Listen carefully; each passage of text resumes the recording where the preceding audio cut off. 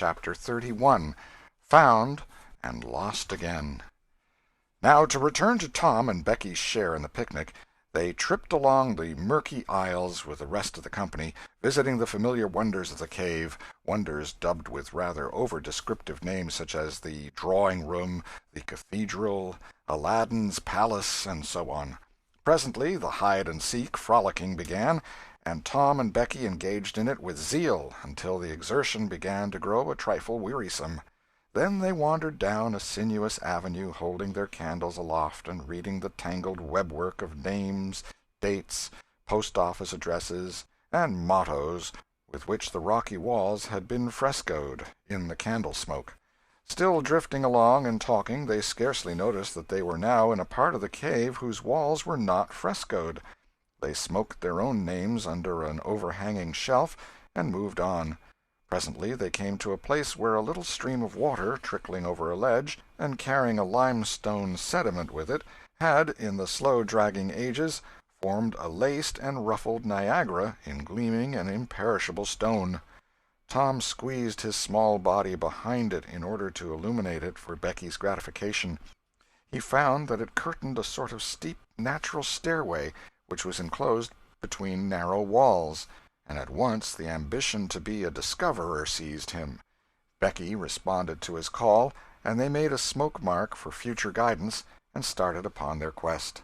They wound this way and that, far down into the secret depths of the cave, made another mark, and branched off in search of novelties to tell the upper world about.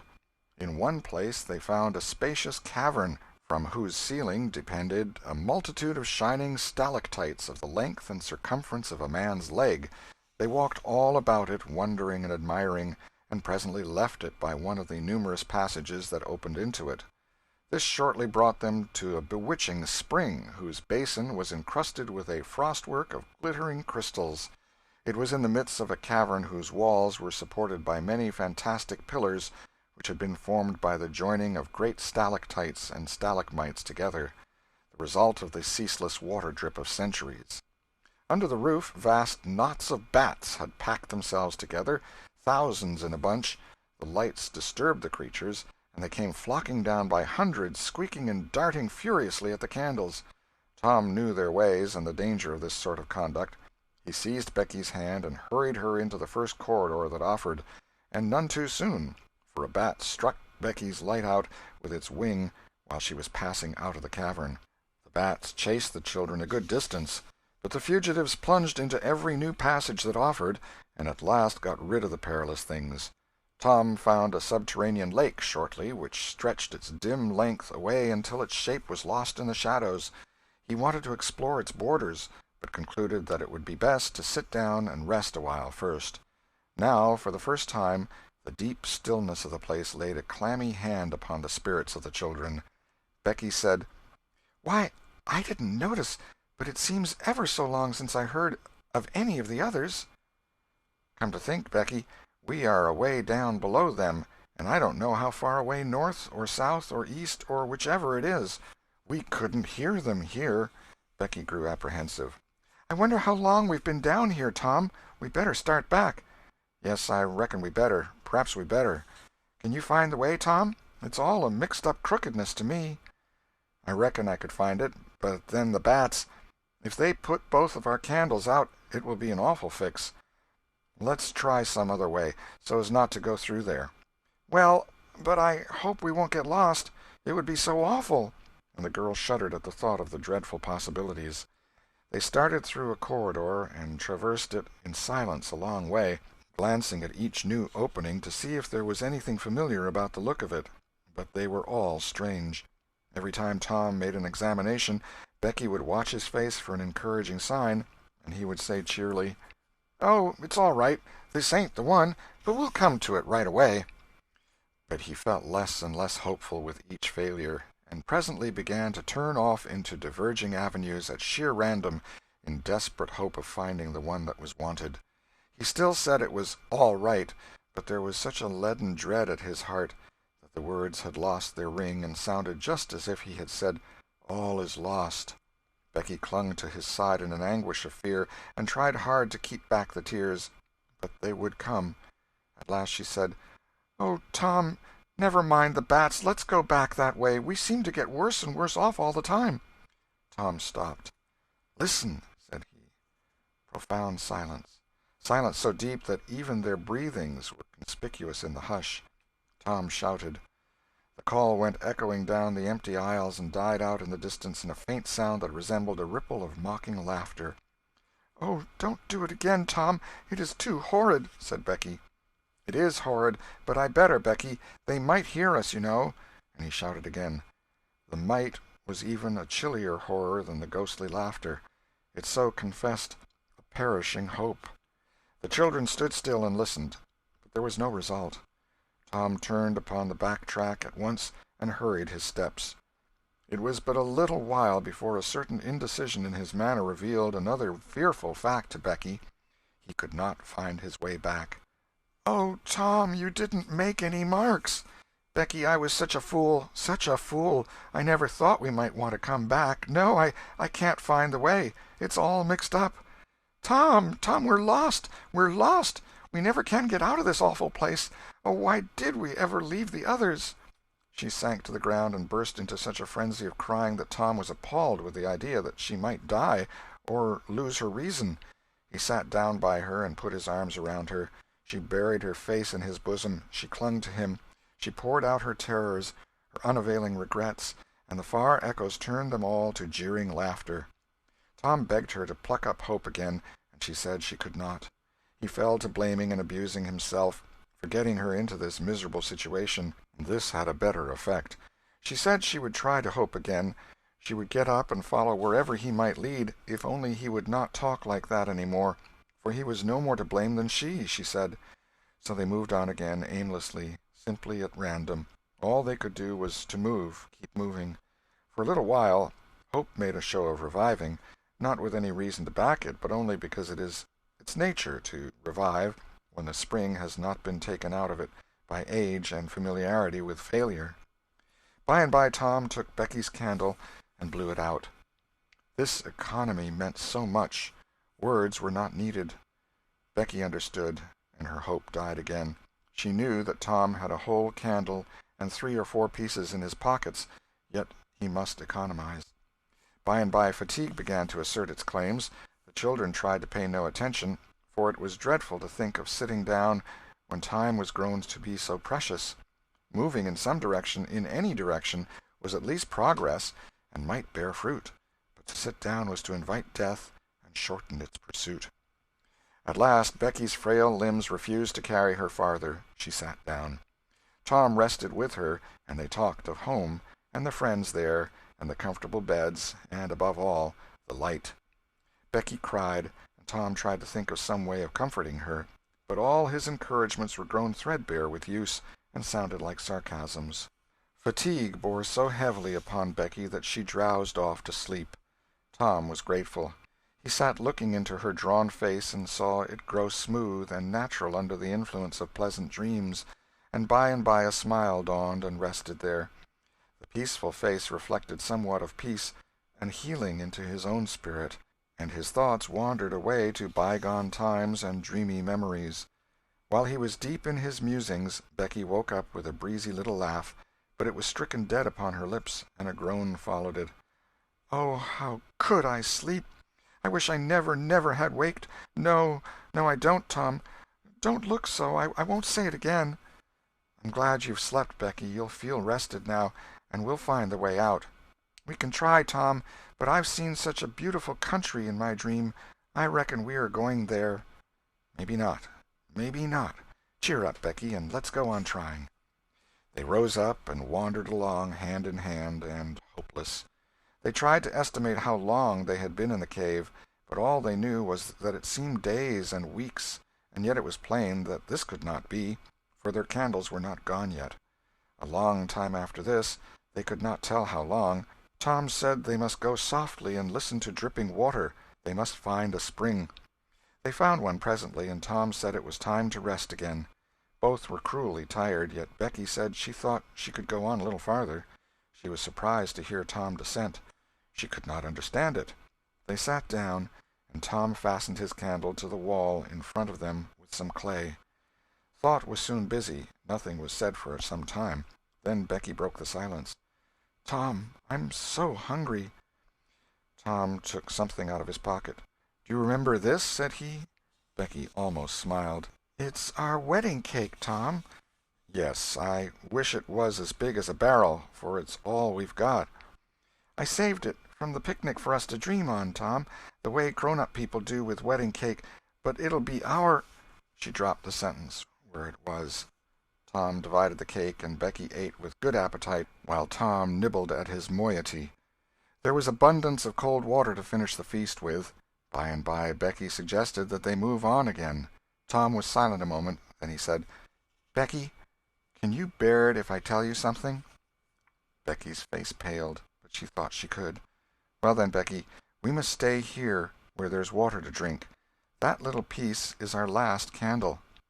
Becky gave loose to tears and wailings.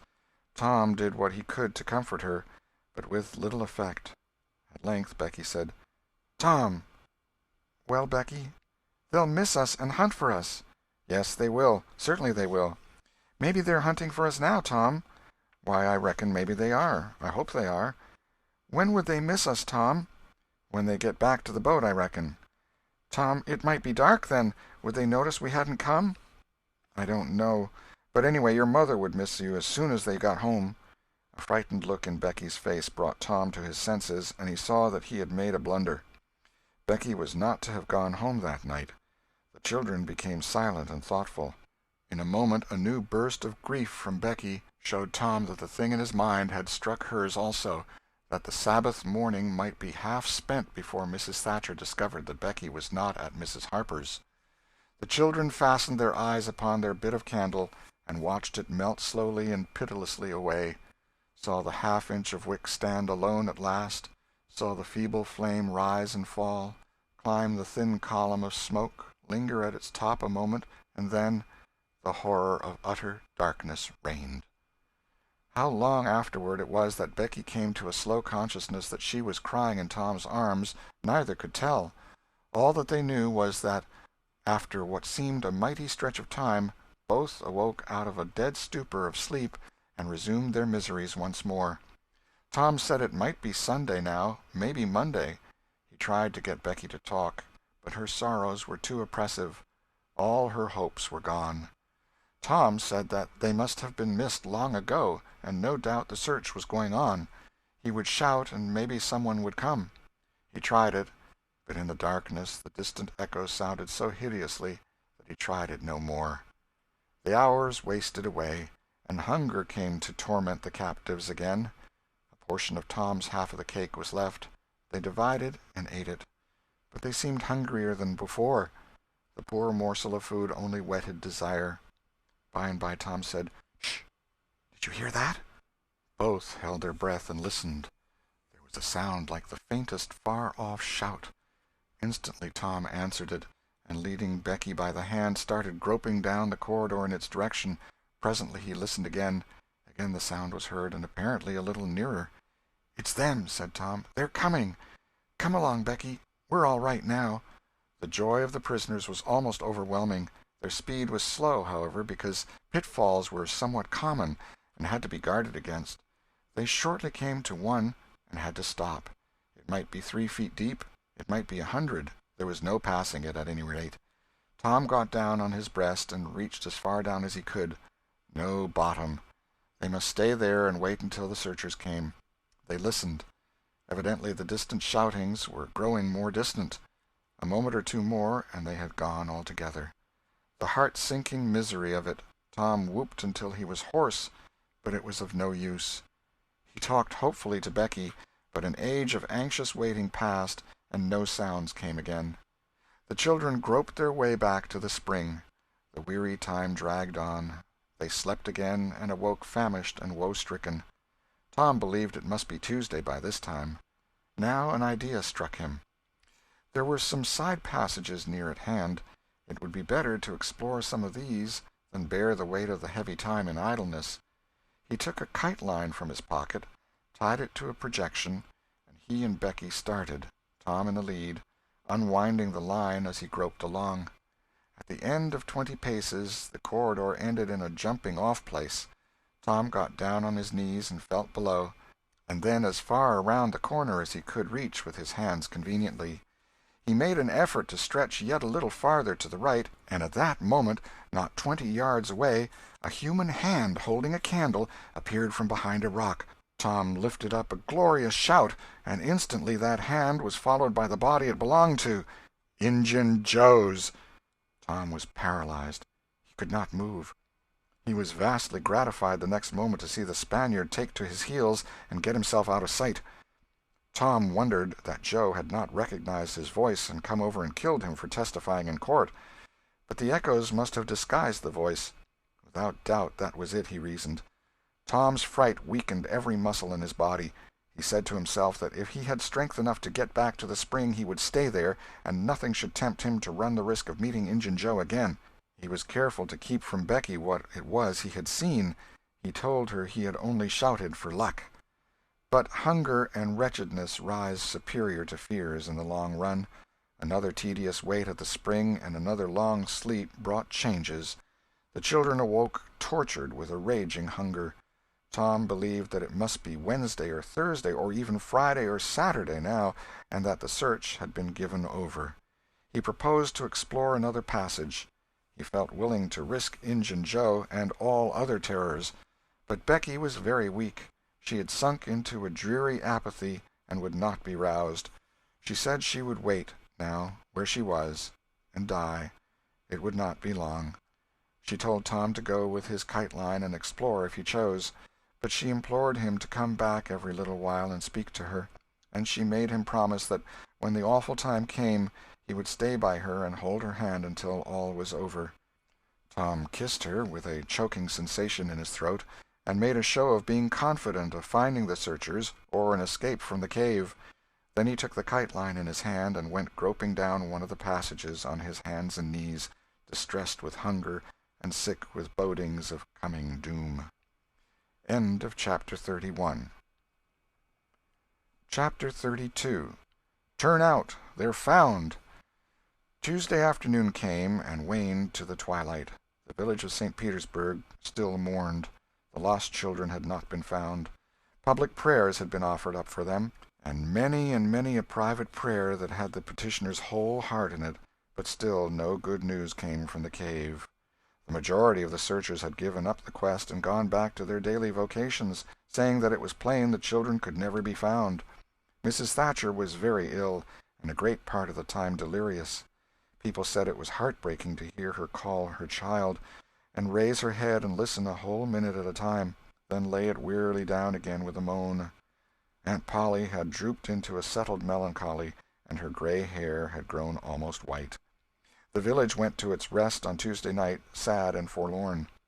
Away in the middle of the night, a wild peal burst from the village bells, and in a moment the streets were swarming with frantic, half-clad people who shouted, "Turn out! Turn out! They're found! They're found!" Tin pans and horns were added to the din. The population massed itself and moved toward the river, met the children coming in an open carriage drawn by shouting citizens, thronged around it, joined its homeward march, and swept magnificently up the main street roaring huzzah after huzzah. The village was illuminated.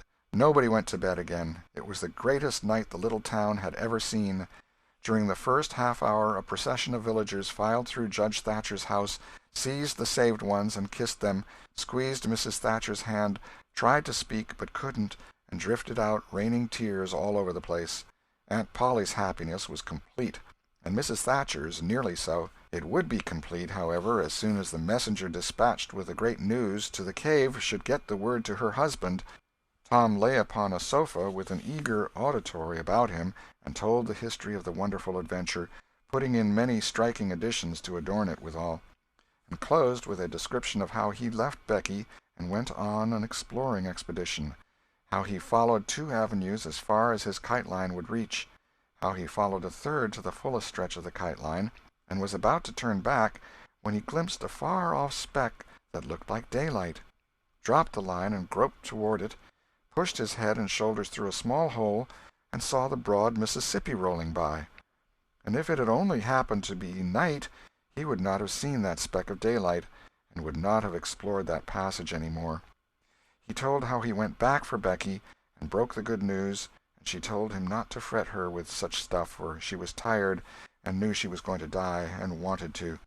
He described how he labored with her and convinced her, and how she almost died for joy when she had groped to where she actually saw the blue speck of daylight, how he pushed his way out at the hole and then helped her out, how they sat there and cried for gladness, how some men came along in a skiff, and Tom hailed them and told them their situation and their famished condition, how the men didn't believe the wild tale at first, because, said they, you are 5 miles down the river below the valley the cave is in. Then took them aboard, rowed to a house, gave them supper, made them rest till 2 or 3 hours after dark, and then brought them home. Before day dawn, Judge Thatcher and the handful of searchers with him were tracked out in the cave by the twine clues they had strung behind them, and informed of the great news.